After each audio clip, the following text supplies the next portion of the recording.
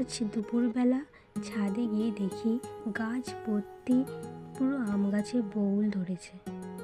কি সুন্দর দেখতে লাগছে, দেখে চোখ ফেরানো যাচ্ছে না। দেখুন কি সুন্দর দেখতে লাগছে, পুরো গাছটাই পুরো বউলে ভর্তি।